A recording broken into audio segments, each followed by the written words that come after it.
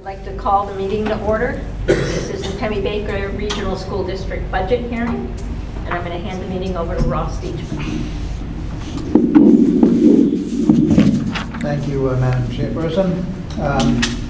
We're here tonight to have a public hearing as called for in a notice that was sent out for all the districts that make up the Pemmy Baker district, calling for the school district budget hearing to be held on Tuesday, January 2nd, 2018 at 6:30 at Plymouth Regional High School.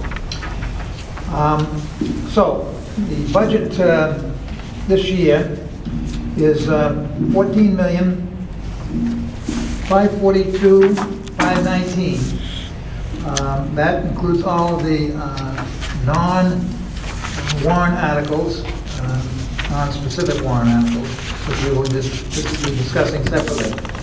That $14,542,519 is an increase of $355,779, or 2.8696%. It is slightly different than that in comparison with last year's, because of course we had the renovations to the building that were in that budget. But as far as operating budget, this is the number. This number is below our stated goal of 3% or less in increases to the budget. Our average increase over the course of the last 10 years has been 1.36% for the school district. I'm not going to go through the individual items budget, because there's nothing major in this budget in the way of increases that aren't reflective of increases in cost of fuel, oil, or whatever it might be. All of these items are on the website for the high school and the SAU, or just the high school? There's a link from the SAU, but it'd be easier to go to www.pemmybaker.org, and there's a tab on the home page that will lead you to all documents that are here tonight. Okay. So the draft 2 of the budget is, as Mark has indicated, on the website, and I urge you to go to that if you want to look at any of the individual items contained in the budget appropriations. Just as a general proposition, the personnel, our current budget for next year contains 66.2 full-time equivalent faculty positions. This is down from 68 positions currently funded. The support staff totals 42.7 positions, the same as fiscal year 18. 21.4 of those positions, or 50%, are special education aides. Health insurance premiums are up 26,000, or 1.46%. Dental insurance premiums are up $4,063, or 7.38%. Special education funding is contained in numerous accounts, including 1210, 1212, 1214, 1215, 2152, 2162, 2163, 2700, and the total increase is $173,669. On the revenue side of the budget, I would share with you that the equitable education aid to individual communities are relatively stable, with the exception of tuition.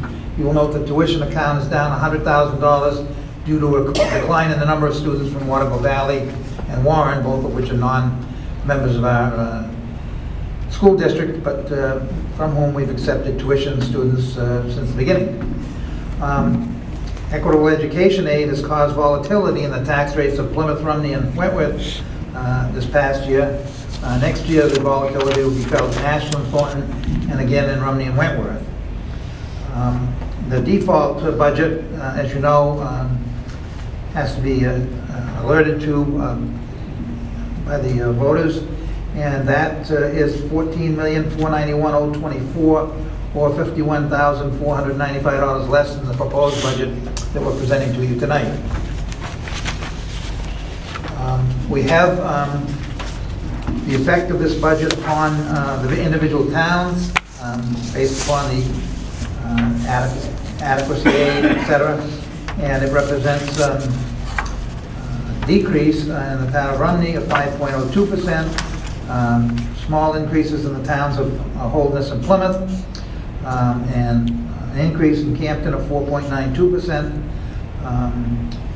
increase in Thornton of 12.27%, increase in Wentworth of 13.38%, and an increase in Ashland of 10.80%.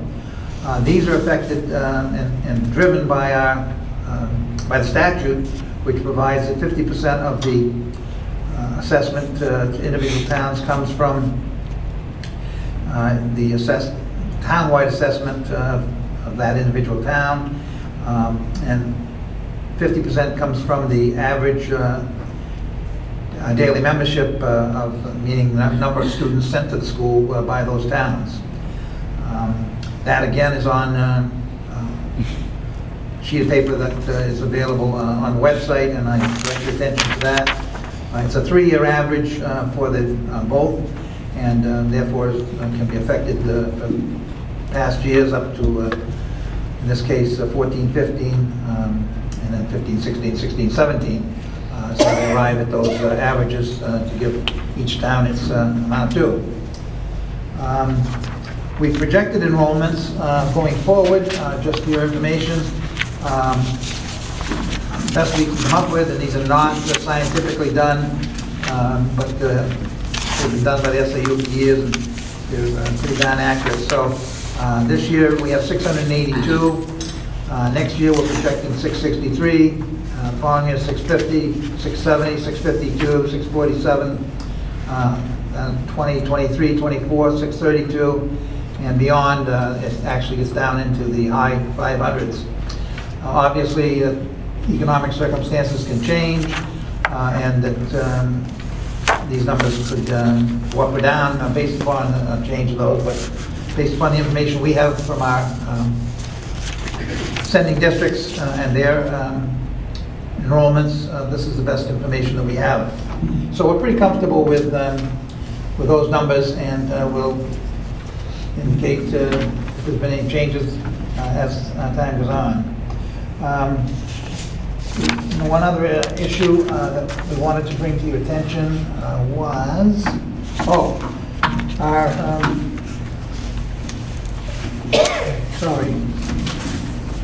our meeting, deliberative session this year is on the 6th of February at 6:30 here in this room. We appreciate district voters turning out for that, and look forward to describing any matters that you'd like to discuss further at that time. But please take advantage of the website. And furthermore, we have 5 openings on the board this year, and the filing period starts on the 24th of January and ends on the 2nd of February. You must file at the SAU office, and Lynn Davis, who's the district clerk, will be happy to take your papers for filing, and you'll be included on the ballot. So unless any of the school board members want to contribute anything else on the budget issues, we can go on to the other items that are contained on the warrant. We have the Article 1, which is authorizing the school board to negotiate and execute tuition contracts. This is on every warrant that we've had. We now have contracts with Warren, Waterville Valley, and we have one student from Lincoln.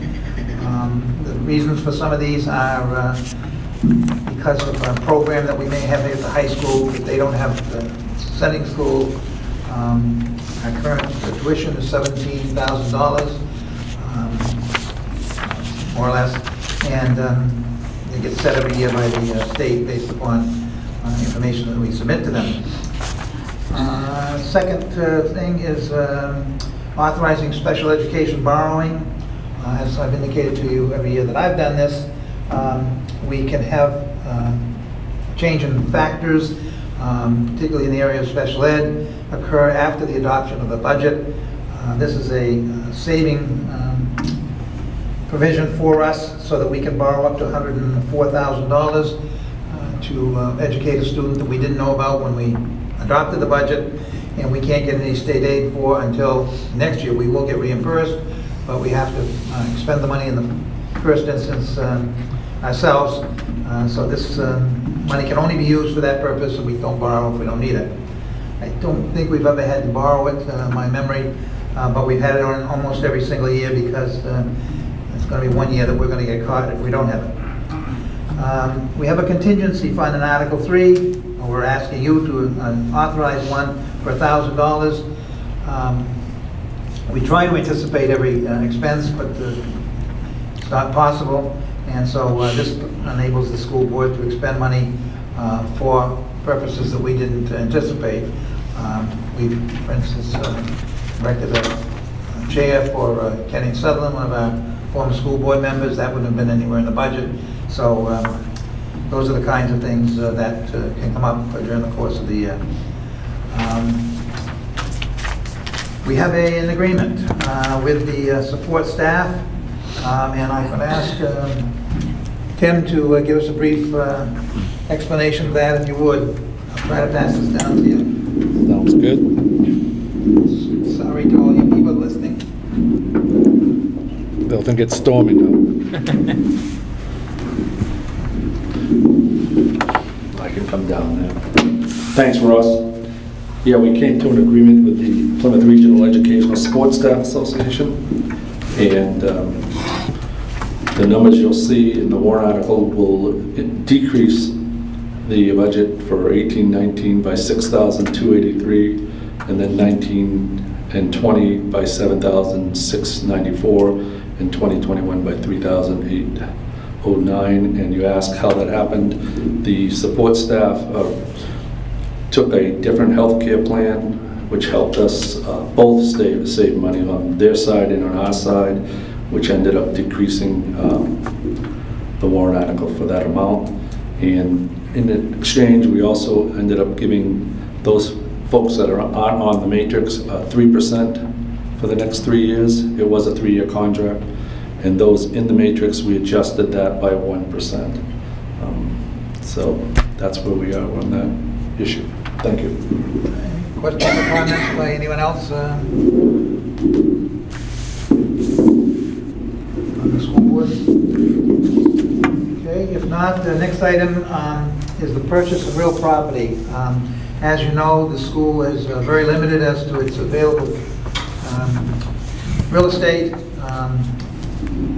Piece directly behind us and abutting also the Baker River is currently on the market, and as a result of the death of Richard Fletcher, who happened to be a graduate of this school. And we have negotiated a purchase with the heirs for $20,000. And we'd like your thoughts on that subject. It's not a binding vote, but it's an advisory vote as to whether or not you support us in our desire to do that. For those of you who are familiar with the property, it is steep in some areas, but we have had it surveyed, and it shows a piece of about 2 to 2.5 acres of reasonably flat land. We could use it for some of our sports programs, for practice fields. Also, it contains our cross-country, both winter and fall, and connects 2 sections of our course. And we have no understanding with the owner, but we have no formal easement to do that, so this would clarify that issue. It happens to be running right over the top of the easement for the sewer line that goes down through there. It's owned by the Pemmy Baker, the Plymouth Village Water and Sewer District. In addition, we found that we have not made any use of the, used to be known as the Locker Plant and Clyde Michaud property that we bought some years ago. It abuts the Pemmy Baker Home Health Agency. We've talked to them about it, and they're not interested, but we're thinking we should sell that and use the proceeds from that to help offset the cost of the purchase of the Fletcher property. We've had it appraised, and so we are comfortable with what we're asking for, and we'll be putting it out to the local brokers and when the decision is made. And that this warrant article is also advisory, but again, we're very interested in your thoughts on the subject.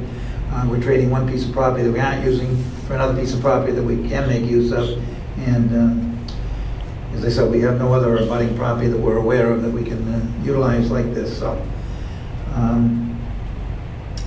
the final one is the operating budget that I have already discussed, and as I said earlier, it's $14,542,519. Or if that's defeated, and we don't ask for another hearing, which we likely wouldn't do, the default budget is $14,491,024. Any other thoughts that any other members want to add? Or Mark? You know what's that? No, I guess we can close the hearing then. We're going to make a motion to move the budget and warrant articles. Sure. So would someone like to make a motion to move the budget and warrant articles to the deliberative session on Tuesday, February 6th? So Phil, seconded by Melinda. All those in favor? Aye. Aye. Opposed and abstaining? There being no other business, do I hear a motion to adjourn? So moved. Seconded? Seconded. All those in favor? Aye.